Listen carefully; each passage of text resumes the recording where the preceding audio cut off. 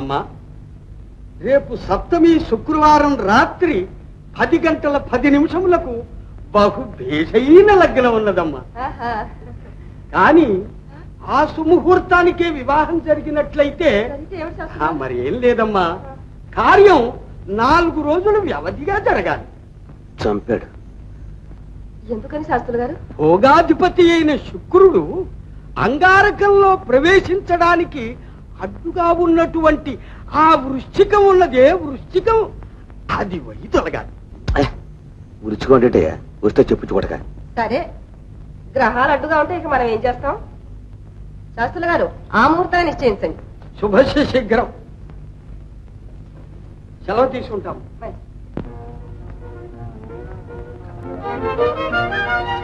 మాట కదా, ఇది పెళ్లి కాదు, లిటికేషన్. ప్రతిదీ లిటికేషన్. అవును, నేను పెళ్లి చేసుకునేది ఆ పిల్లని కాదు, దాని తల్లినా. చెప్పిన మాట వినిపించుకోమే. పిల్లదాని ఆస్తిని 1,00,000 రూపాయలు మూటని. తెలిసిందా? ఆ 3 ముళ్ళు పడ్డాయంటే రంగమ్మ జుట్టుముడి మన చేతిలోకి వస్తుంది. ఆమె ఎనపెట్టి తాళి చేతులు ఎక్కువ ఉంటాయి చెప్పు. నీ బయట కొంగున వేలాడుతూ ఉంటాయి. ఏమే అక్కడే నిలబడ్డా? ఇలా పట్టుకురా.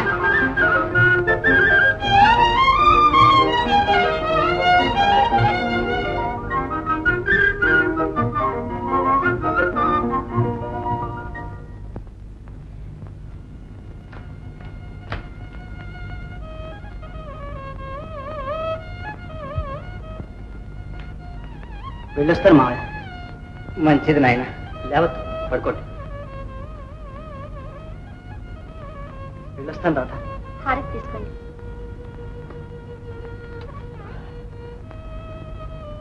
ఏమిటిదంతా? నేనే యుద్ధరంగానికి వెళ్తున్నానా? ఈ రోజుల్లో ఉద్యోగం సంపాదించడం అంటే ఒక యుద్ధం చేసినట్టేగా. అయితే మగవ మాంచాల దీవించి పంపుతుంది. ఇంకేం, జయం మనదే. ఎందుకు కాదు, శకునం కూడా మంచిదే. నీలాంటి వాళ్ళు 1000 మంది వచ్చినా మన రాత మార్చలేరు, కానీ అక్కడి నిప్పు ఇక్కడి కర్ర కంటించకుండా నీకు కావాల్సింది ఏదో తీసుకుని వెళ్ళు. చూసావా రాధా, నన్ను ఎంత మాట అన్నాడు? ఇక్కడ మాటలు అక్కడికి, అక్కడ మాటలు ఇక్కడికి మోసుకు రావడానికి నాకేం కర్మ వచ్చింది? ఒకళ్ళకి అన్యాయం జరుగుతుంటే చూస్తూ ఊరుకోలేను మాయదారు దాన్ని. అన్నట్టు చెల్లెల పెళ్లి దగ్గర పెట్టుకుని ఇప్పుడు వెళ్తున్నాడే ఊరికి. ఏమిటి, స్వరాజ్యానికి పెళ్ళా? అవు, ఈ సంగతి ఇంకా మీ దాకా రాలేదు. ఆ గొడ్ల పాకలు అద్దెకలేడు, నాటకాల వాడు, వాడికిచ్చి పెళ్లి చేస్తుందట రంగమ్మ. కాకి ముక్కు దొండ పండెల్లే. ఇదేమైనా బాగుందో చెప్పు? వాళ్ళకి ఇష్టమై చేసుకున్నప్పుడు మధ్య నీకెందుకు కష్టం? అది నిజమే, మనకెందుకు వచ్చిన మేడం. చూడు రాదమ్మా, నిమ్మకాయంత చింతపండు పెట్టమ్మా. రంగమ్మదినే ఎవరు? మాచమ్మ, రామారా. ఏమిటి అప్పుడే పెళ్లి పనులన్నీ మొదలెట్టావే? ఒక్క చేతి మీద జరగాలి పనులన్నీ, మొదలెట్టకపోతే ఎట్టమ్మా? అదేమిటి వదినా, మేమంతా ఏమైనా కాకతో కబురు చేస్తే ఇట్టే వచ్చి వాలపోయానా? అయ్యో రాత, కౌరంపడానికి కూడా దిక్కుంది. కొంపలో చేతికంత వచ్చిన కొడుకు లేకుండా పోయాడుగా. ఉన్నప్పుడు ఏం సుఖపెట్టాడు లేదు. అయినా ఇంకెన్నాళ్ళు, అమ్మాయికి ఆ 3 ముళ్ళు పడగానే ఆ తర్వాత అల్లుడే ఆడుకుంటాడు. ఏమంట? ఆ మాట నిజమేలే.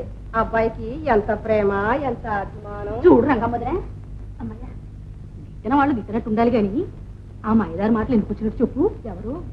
ఇంకెవరు? నీ కోడలే. ఏమంటేమిటి? ఒక మాట ఒక లోకమా. గుడి దగ్గర వచ్చేపోయి అమ్మలక్కలందరినీ పిలిచి మీ అల్లుడు కులగోత్రాలు లేవని, నాటకాలు వాడని, మొహానికి రంగు పూసుకొని నలుగురిలో సిగ్గు ఎగ్గు లేకుండా తైతక్కలు ఆడతాడని ఇంకా ఏమేమిటో అన్నదమ్మా. అయినా ఇవన్నీ నాకు జ్ఞాపకం చావదు. ఊసే నీయమ్మ కడుపు కాలా, దానికి ఉంది సిగ్గు. పెళ్లిపేటల మీద నుంచి రివ్వున తారాజువలాగా లేచిపోయిందే. 10 మందిలో ఆవాస పాలైపోయి తలెత్తు తిరగలేకుండా చస్తున్నాం. వదిలే, గణపతి అన్నయ్య వాళ్ళని పిలిచాటగా పెళ్లికి. పిలిచారో ఏమో, ఆయనకెవరిచ్చారో ఈ బోడి పెత్తనం. దాన్ని నా గడపలోకి రాని, నోటి మీద బాత పెడతా. ఏమ్మా ఇంకా అలాగే ఉన్నావు? బట్టలు మార్చుకుని వెళ్ళమ్మా.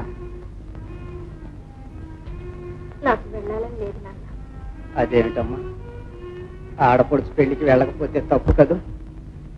కృష్ణకి ఎలాగో రావడానికి వీల్లేకపోయింది. నువ్వు కూడా వెళ్ళకపోతే వాళ్ళెంత బాధపడతారు చెప్పు. ఎన్ని స్థితిలో విడిచిపెట్టి వెళ్ళాలని లేదు నాన్న. నేను నా రోగం ఎప్పుడూ ఉన్నది. వెళ్ళేంతసేపు రావాలి, మళ్ళీ నాకు మందు ఇచ్చే వేళకు తిరిగి వచ్చేయచ్చు. నాకేదో భయంగా ఉంది. భయం ఎందుకమ్మా పిచ్చి తల్లి? చూడమ్మా, చూడు, నాకేం పర్వాలేదు తల్లి, నాకేం పర్వాలేదు. ధైర్యంగా వెళ్ళిరామ్మా. వెళ్ళు, వెళ్ళమ్మా. తదేవ లగ్నం సుతం తదేవ తారాబలం చంద్రబలం తదేవ విద్యాబలం దైవబలం తదేవ లక్ష్మీపదే తేంగురుగమస్మరామి సదగ్మంతార్యసానస్య దక్షిణివరేభిర్వరాగం అభిలుప్యతే అస్మాకమింద్ర ఉపయంజోగదే సౌమ్యో చాందతోపబోధకే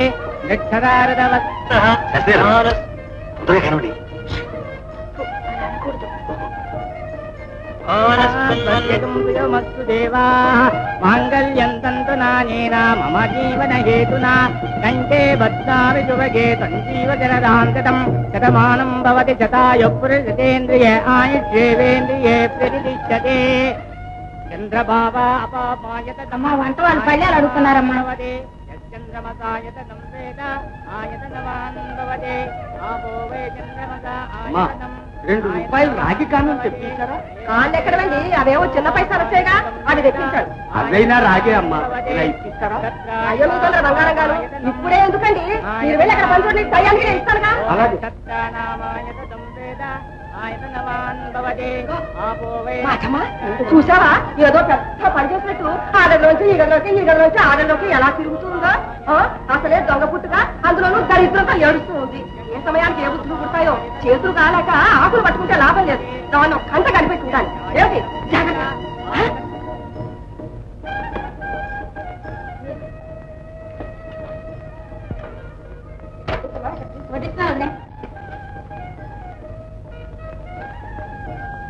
ఎంతసేపు ఇక పులుసు అన్నమేనా? ఇంట్లో కాచిన కమ్మ నెయ్యితో బోలెడని మిఠాయిలు చేయిస్తే వచ్చి పులుసు అన్నం పెట్టి పంపుతావా? ఏ పనికన్నా తీరు తెన్ను ఉండాలి. ఎక్కడ పిండి వంటలు అక్కడే, ఒక్క అరిసె ముక్క అయినా తరగలేదు. ఎవరికి ఏం కావాలో చూసి జాగ్రత్తగా వడ్డించాలి గాని లేకపోతే ఏముంది, డబ్బు డబ్బు పాడు, చివరికేమో నీ మూల మాకు మాట పట్టకపోవడం. ఇదిగో ఆ గిన్నె అక్కడ పెట్టి లోపేమో ఏ వడ్డించుకుంటా కానీ ఎలా ఉంది?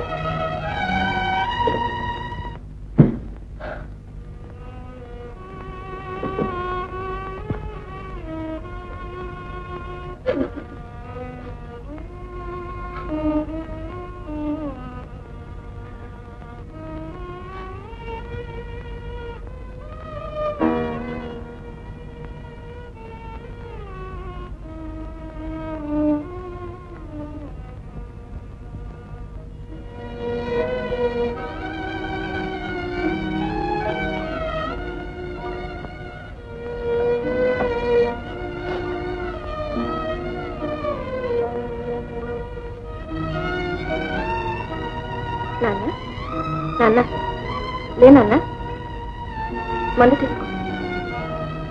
నాన్న నాన్న నాన్న